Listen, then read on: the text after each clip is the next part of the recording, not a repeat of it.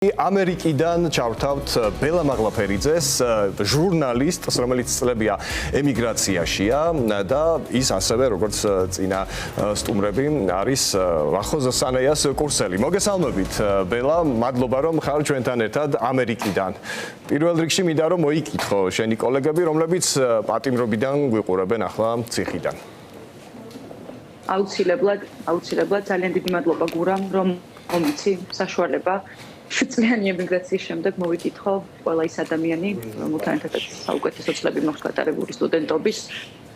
ჩემი მხარდაჭერა და სოლიდარობა ყველა იმ ადამიანს, რომელიც დღეს სიმართლისთვის ციხეში, მინდა ყველა იმ ადამიანს, რომელიც დღეს აქტიურ ჟურნალისტიკაშია საქართველოში, გადავუხადო მადლობა, იმიტომ რომ ამ გარემოში მუშაობა, ობიექტურობის შენარჩუნება, ეს არის არა მხოლოდ პროფესიული, არამედ ფსიქოლოგიური სტრესიც საქართველოში.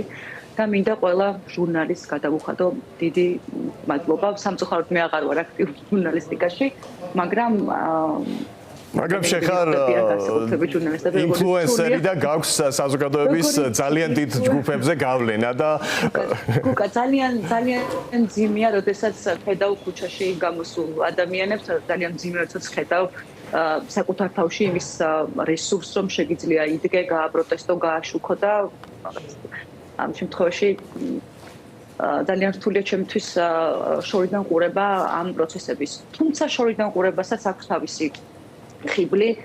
მე უფრო ცივი გონებით, უფრო დინამიკურად ვაფასებ საქართველოში მიმდინარე მოვლენებს, განსაკუთრებით იმ ფაქტებს აღვიქვამ ხოლმე მძაფრად, როდესაც ჟურნალისტებზე მიდის ზეწოლა, ძალიან მიგვირს. თუ კი ჩვენ ვაშენებთ დემოკრატიულ სახელმწიფოს, მე ვერ წარმომიდგენია დემოკრატიული სახელმწიფო ინფორმირებული მოქალაქის გარეშე და ინფორმირებული მოქალაქე თავისუფალი მედიის გარეშე წარმოუდგენელია. ამიტომ თუ კი ჩვენ არ ვიცი რას ვაშენებთ, ფაქტია რომ დემოკრატიას არა.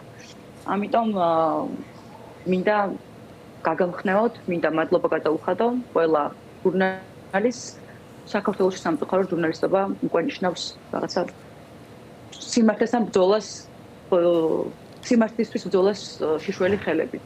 მაგრამ აქვე სამართლიანად უნდა ვთქვა ბელა, რომ ჩვენ პირადად მეც ვგრძნობთ ემიგრანტების მხარდაჭერას, თანადგომას ყოველ წუთს და კონკრეტული აქციები იქნება ეს თუ სხვადასხვა სახით დონაციები, სხვადასხვა იდეების, ეს თქვენგან იგრძნობა, ეს ძალიან მძლავრია და ეს არის ალბათ ის ფორმულა, რითიც უნდა გავაძლიეროთ ერთმანეთი უცხოეთში, ასე შორს ყოფნა არ ნიშნავს იმას, რომ ემიგრანტები მოწყვეტილები არიან ამ პროცესებს.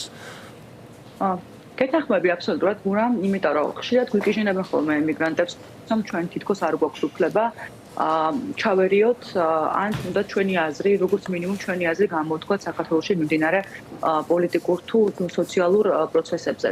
დროებითი შრომითი ემიგრაცია ეს არ ნიშნავს იმას, რომ ძალიან ამირეს პათეტიკურად გამომივიდეს, მაგრამ რაღაცა ფესვების დავიწყებას, ფართობაზე უარის თქმას და ასე შემდეგ. ანუ ერთის მხრივ მე მართლა მიგვირს ხოლმე, იმიტომ რომ აქაც ბოლომდე ვერ ვახერხებთ ინტეგრაციას გულისხმობ უცხო ქვეყანაში. და მეორეს მხრივ რაღაცა ბოლომდე რაღაცა ფლად ქართველობასაც გვიშლიან და აქედან გამომდინარე ცოტა ორწყალშუა ვართ ხოლმე, როდესაც მეცადე ჩემს ტექნიკური ამბავი. ხო, ხმა გვესმის და შეგიძლიათ თან გაგრძელო საუბარი. ხო, და რაღაც ესეთ უცნაურ სიტუაციაში ვარ, გურამ, როცა ჩემი ყავი ამერიკის შეერთებულ შტატებში მე არ მომეცა მაგის საშუალება, რომ ვცლად გვესაუბრა ამ საკითხთან დაკავშირებით, მაგრამ ვფიქრობ, რომ შენ ეს ძალიან კარგად გესმის და შეგიძლია ამაზე საუბარი, თუ როგორი გულანთებულები, როგორი მონდომებულები ვართ არა მარტო ამერიკის შეერთებული შტატების ხო, მე ბელას შევხვდი ამერიკის შეერთებულ შტატებში ხიდების მშენებლების მიერ ორგანიზებულ ღონისძიებაზე სხვა ემიგრანტებთან ერთად და მოკლედ ნამდვილად ვადასტურებ ამ ეთერშიც, რომ ემიგრანტების თანადგომა და მათი შემართება არის ძალიან ასე ვთქვათ ძლიერი და მოტივაციას გვაძლევს პირიქით ჩვენს.